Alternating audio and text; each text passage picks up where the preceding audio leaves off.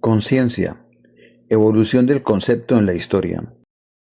Señor Jorge, como estudiante de ocultismo o esoterismo durante casi 60 años, ¿qué nos puede decir sobre la conciencia? Pienso que el tema de la conciencia no se puede definir desde un solo enfoque. Por eso voy a presentar varios videos desde diferentes enfoques. Cada uno escogerá el enfoque que más resuene, que más se encuadre con su conciencia en este momento actual, basado en sus creencias y en sus valores. Voy a presentar el tema de la conciencia desde varios enfoques que yo conozco.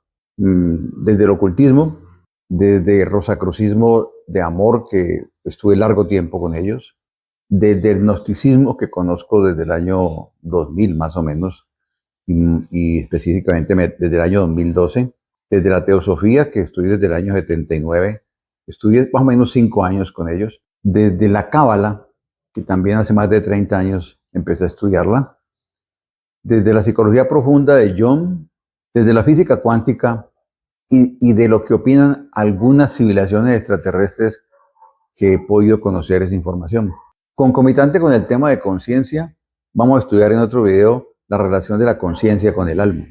Vamos a inicialmente a hacer un recorrido rápido de cómo en la historia ha evolucionado el tema de la conciencia.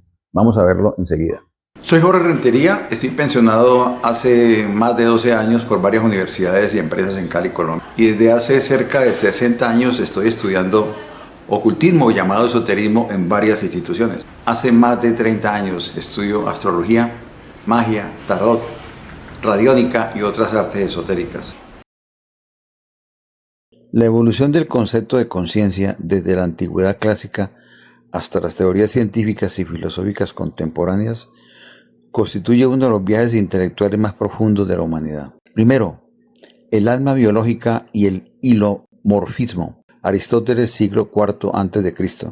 Para Aristóteles no existía un abismo separado entre mente y cuerpo. Propuso que el alma es la forma o la actualidad de un cuerpo orgánico con potencia de vida. Dividió el alma en niveles: vegetativa, que es la nutrición; sensitiva, que es la percepción y apetito; y racional, el pensamiento. La conciencia sensorial y el intelecto. La conciencia sensorial y el intelecto no operan fuera de la materia biológica, sino que son la función suprema del organismo vivo. Segundo, el giro hacia la introspección y el autoconocimiento. Agustín de Hipona, siglo IV después de Cristo. Con el cristianismo temprano y la influencia del neoplatonismo, la conciencia da un salto hacia la interioridad subjetiva. San Agustín argumentó que incluso si dudamos de todo, no podemos dudar de que estamos pensando y experimentando esa duda. Situó a la autoconciencia y la memoria como el santuario íntimo donde el ser humano se encuentra con la verdad y con lo divino. Tercero, el nacimiento de la conciencia moderna. Cogito ergo sum. René Descartes, siglo XVII. Descartes instauró el dualismo cartesiano, separando radicalmente la sustancia pensante o mente de la materia o cuerpo. Mediante su famosa duda metódica, concluyó que lo único indiscutible es el acto mismo de pensar. Cogito ergo sum, pienso, luego existo. La conciencia se convirtió en el teatro cartesiano, un espacio interior privado donde se proyectan las ideas y las percepciones. Cuarto, la identidad personal y la continuidad de la memoria. John Locke, siglo XVII. Introdujo una revolución al definir la conciencia ligada a la identidad personal y la memoria. Para Locke, el yo no es una sustancia fija o abstracta, sino aquello que une nuestros pensamientos y experiencias a través del tiempo mediante el recuerdo. Somos la misma persona en la medida en que podemos conectar nuestra conciencia actual con nuestras vivencias pasadas. Quinto, la corriente de la conciencia y la psicología funcional. William James, siglo XIX y comienzo del siglo XX. Rechazó la idea de que la conciencia está compuesta por átomos mentales, estáticos o fragmentados. afirmó que la conciencia fluye de manera continua y dinámica como un río. Asimismo, argumentó que cumple una función evolutiva y adaptativa crucial, que ayuda al organismo a sobrevivir y a tomar decisiones en un entorno cambiante. Sexto, el descubrimiento del inconsciente. Sigmund Freud en el siglo XIX y comienzo del XX. Freud trastocó la noción tradicional de que la mente humana se reduce a lo que es conscientemente accesible. Con el psicoanálisis demostró que la conciencia es solo la punta de un iceberg.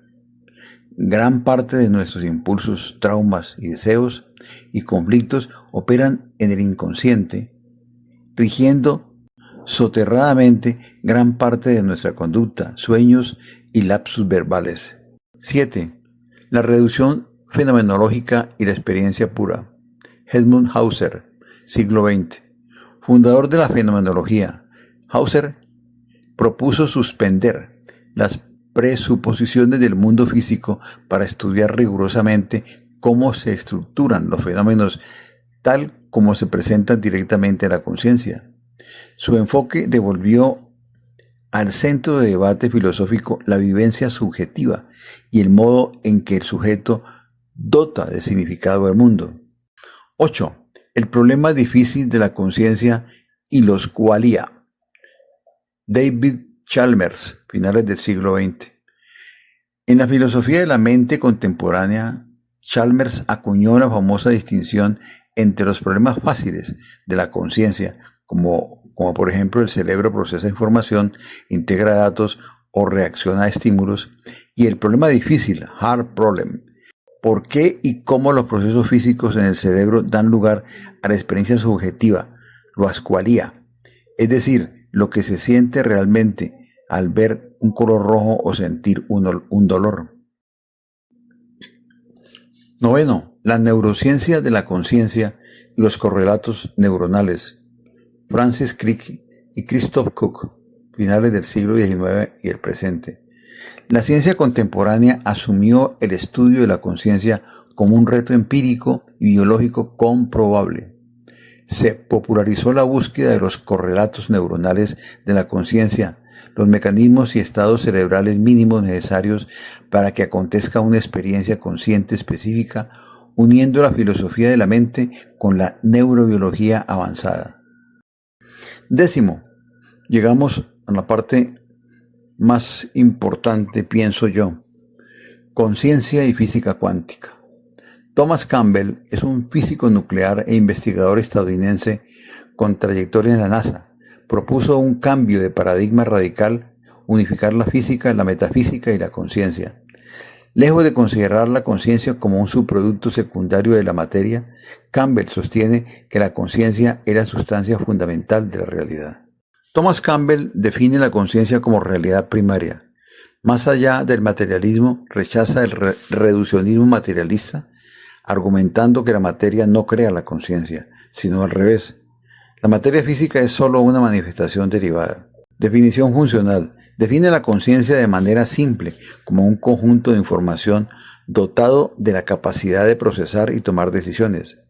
La toma de decisiones implica necesariamente intencionalidad, tiempo, un antes y un después y evolución. Segundo, el universo como una realidad virtual computada. La metáfora del simulador, basándose en los hallazgos de la física cuántica, específicamente de cómo las partículas subatómicas se comportan como paquetes de información probabilístico que solo definen su estado al ser observadas, que se llama el colapso de la función de onda. Campbell postula que el universo físico es una simulación de realidad virtual.